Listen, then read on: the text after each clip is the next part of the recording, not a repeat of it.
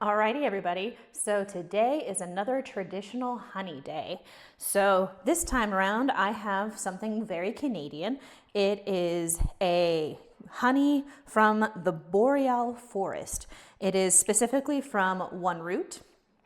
I had to find this online, unfortunately, but it is officially a product of Canada, and it says this honey comes purely from wildflowers in the pristine Canadian Boreal Forest, away from conventional farms and industries, which in turn allows us to raise our bees without the use of antibiotics. So this is gonna be some fun stuff. I plan on doing a fun, interesting mead. We'll see how it goes later this year. So what is mead? Mead is honey wine. So yum. Everybody thinks of wine as, the grape, fermented grape that you get at the grocery store or the liquor store, but you can also ferment honey. So that is why it's honey wine. All right, and this honey wine, again, is a traditional. All we're using is honey, water, yeast, and a little bit of nutrient because honey doesn't have necessarily all of the nutrients that yeast need, like the nitrogen that yeast needs. So a little bit of the fermade O helps with that. But I'm talking too much. Let's get mead making. First off, we're gonna go with 2 3/4 pounds of honey, if I recall correctly. As this turns on, let me double check. Yes, 2.5. So let's go with 2.5. Look at this color. So I imagine it's starting to crystallize, which is no big deal. It just means that it's a little bit on the older side. All right. But look at it. It's so interesting color for a honey. All right, let's go with 2.5 pounds.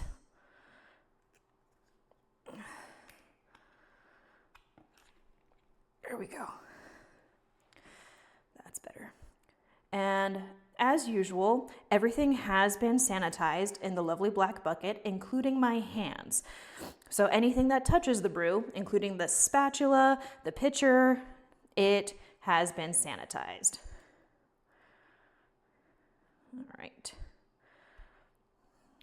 2 pounds and a little bit extra. Let's keep going. Got another 1/2 pound in here. So close. Ooh, 2, 4, 5. By the time I clean up this honey, from the spatula, it'll probably be 2.5.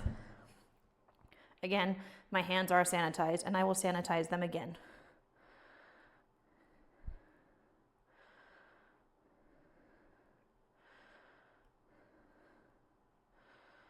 It's so sticky.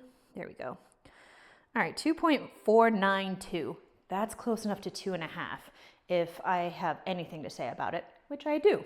So let's taste this honey. That is rich. That is some very rich honey. Oh man. Ooh, sanitize. Almost forgot the water. All right, so that is that. We will put the lid on this. We'll come back to this honey in probably a few months. We'll see how the brews go. Sometimes they take longer, sometimes they don't. All right, so that's the honey. I don't need this scale anymore. Turn off. Maybe. It'll turn off later. So now we've got the honey. Now it needs some water. And because tap water has so many different things and I don't necessarily want to go through the filtered water from my fridge upstairs, I just make life easier and get bottled water, bottled spring water. It also works out because I can use these for conditioning later, as you can see up on the fridge. So we'll put some water in, not all of it. All right, that's enough for now. And now we bring out the spattle. It's a spoon, it's a paddle, it's a spattle. So we're gonna start stirring. Now this is probably, oh boy, we're gonna be here a while. Just stirring, just stirring. You can just throw honey, water, and yeast into a jar or a bucket and let it go. You don't have to stir it to get it going, but I stir it so that the honey is well distributed throughout the water, and it allows me to get a specific gravity reading. Rachel, what is a specific gravity reading? Specific gravity is the density of a liquid as compared to water. And in this particular case, it helps us find the sugar content in a liquid. So anything that has more sugar tends to be more dense than water. So by figuring out the specific gravity, I can figure out the potential alcohol of the brew using some math. Here we go. Oh, that's doing nicely. I'm not seeing any honey on there. Get the sides real good. Yep, I see some there. And I'm not being gentle about this whatsoever because yeast need oxygen to help build up their cell walls before they start budding and reproducing. So I'm trying to give them as much oxygen as I can by stirring so flippantly, as it were. And it will keep the yeast from getting stressed and creating off esters, off flavors. There's the word I was looking for. All right, so let's pour this in.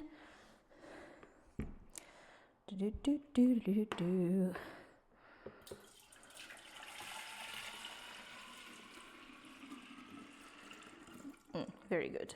I do still have some honey in there, so more water.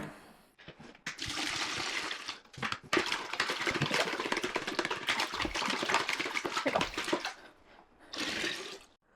No, honey, I want you. Come, little honey. And now it's time to use the spoon side. Come on, I want you. Every little drop I want.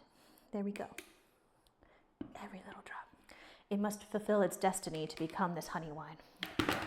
So there's that.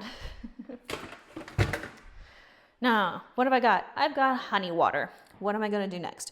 Next, I am going to take my turkey baster, get a small sample,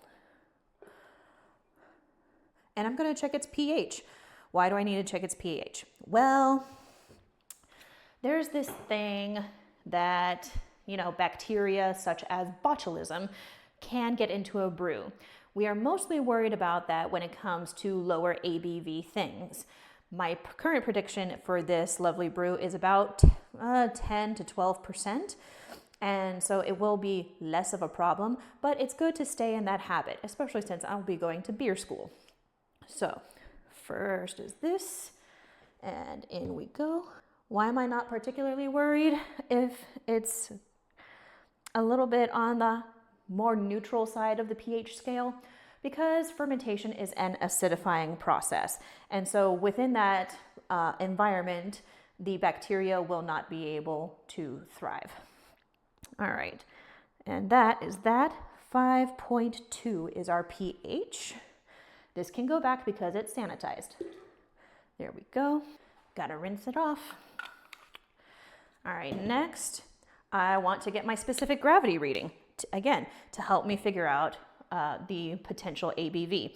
I gave you my guesstimate because there is a way to have a guesstimate in the process of doing this a few times. But, I have been wrong before, so it's always good to just go ahead and get a measurement. All right, 23.6 bricks. One moment. All right, so that math is now done, and our potential ABV for this brew is 13% if it goes completely dry. I'm hoping it'll go completely dry, but because that tends to be what me and my husband tend to drink, is the drier meads. We can go sweeter, But, oh, I did that wrong. I need to add more water, so I'm gonna have to take that specific gravity again because I am not up to the 1 gallon mark yet. We are diluting it, so it'll, there we go. That's better. Let's give it a stir with our baster. I got distracted. There's that. Get my pipette again. Let's do it one more time.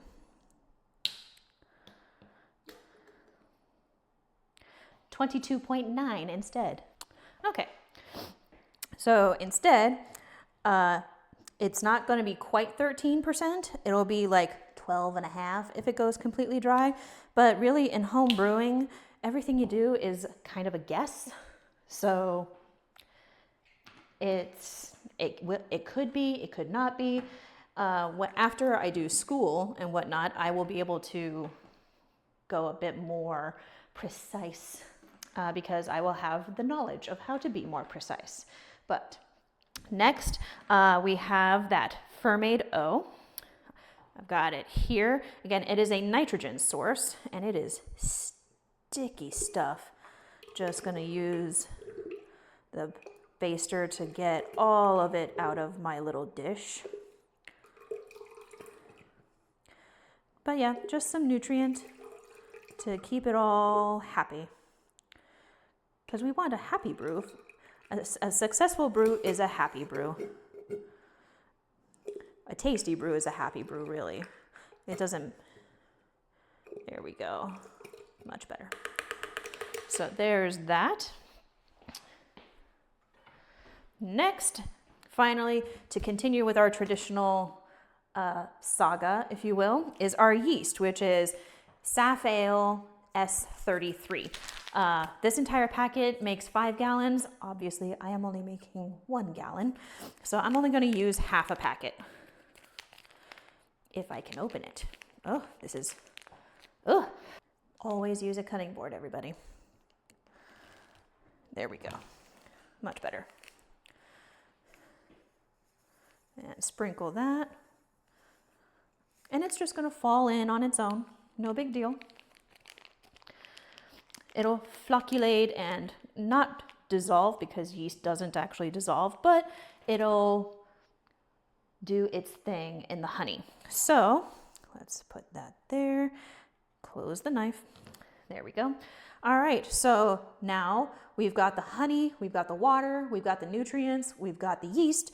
And so now all we gotta do is put a lid on it with an airlock so that gases can escape. In the fermentation process, carbon dioxide is formed with the alcohol and it needs a place to escape. Otherwise, this vessel would explode all over my lovely little kitchen, and that would be bad. I would be very upset.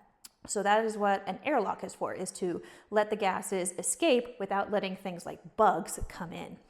So then it's gonna sit probably for at least 2 weeks, and we'll see how it goes then. See y'all next time.